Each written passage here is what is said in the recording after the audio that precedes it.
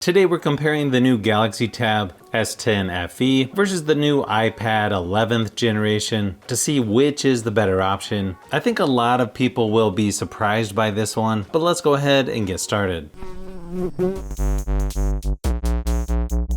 The biggest difference between these two is going to be the price, with the iPad being quite a bit cheaper, starting at $349 versus $499 for the S10 FE. Keep in mind, both of these are going to go on sale several times throughout the year, so I wouldn't pay full price unless you have to have it today. Good thing is both of these start with 128 gigabytes of storage, which is a lot better than it used to be. With the Galaxy Tab, you can also use a micro SD card to expand the storage as well. They both have very nice build quality, but the iPad is a little bit lighter at 477 grams versus 497 for the Galaxy Tab. Both of these also have a 10.9-inch IPS LCD display, even if Apple rounds it up to 11 now. But the iPad is 1640 by 2360 resolution versus 1440 by 2304 for the S10 FE, up to 90 Hz refresh rate for the Galaxy Tab versus 60 Hz for the iPad. The S10 FE is also fully laminated, where the iPad is not, which may make a difference for some people. You can see the iPad has a more squared off aspect ratio, where the Galaxy Tab is more widescreen, but of course it's going to come down to personal preference. When you put these next to each other, the S10 FE looks a little brighter, the colors are a little more vibrant, and it's got slightly better viewing angles as well. Both of these look really good in person, so I don't think you can go wrong with either one. I just think the Galaxy Tab screen looks a little bit better. Now when it comes to battery life, I know there's a lot of variables, and when it comes to these two, neither one has really changed from the previous versions, at least in my testing.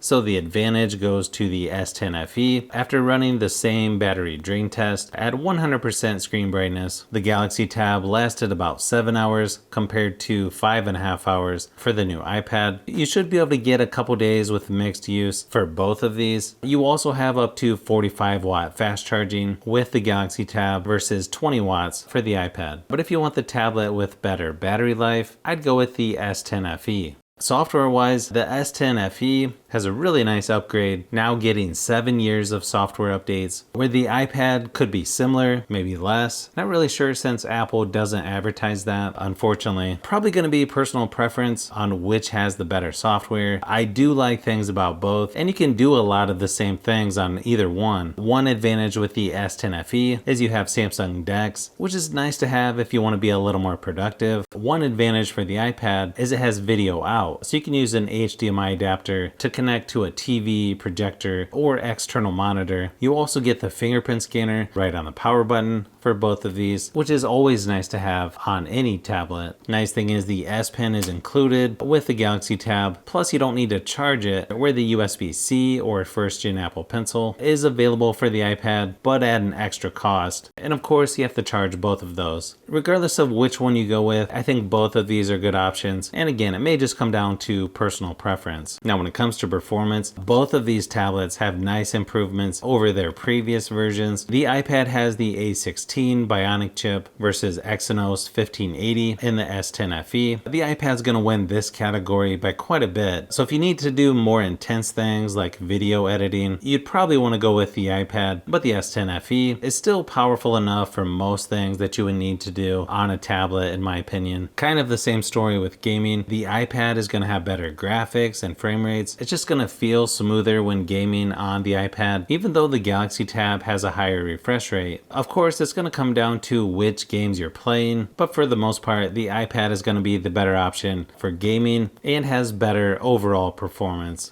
Now when it comes to speakers, you've got one on each side for both of these. Keep in mind it looks like two for the iPad, but that's just for looks. I feel like both of these are plenty loud enough for most things, but you will notice in person the Galaxy Tab is a little bit louder. Sounds a little bit better in my opinion, but here's a quick sample of each just to give you an idea of what they sound like.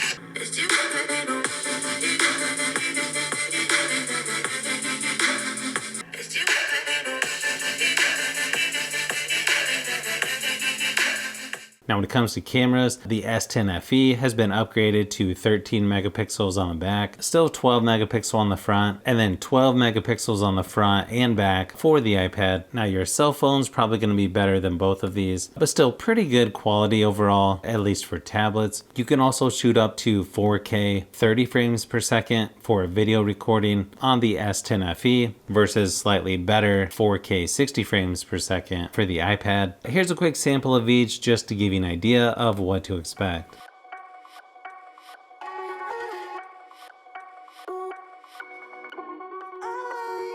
So hopefully this gave you a little bit more information on these two tablets. I really don't think you can go wrong with either one. I could see some people going with the iPad because of the lower price and better performance, even after getting the USB-C Apple Pencil. But there's several things to consider between these two, and it may come down to what kinds of stuff you need to do. I know for me, I still prefer the S Pen over the Apple Pencils, but again, it's gonna come down to personal preference. I know I've got a lot more comparison videos that I'm working on, so you'll want to keep an eye out for those upcoming videos.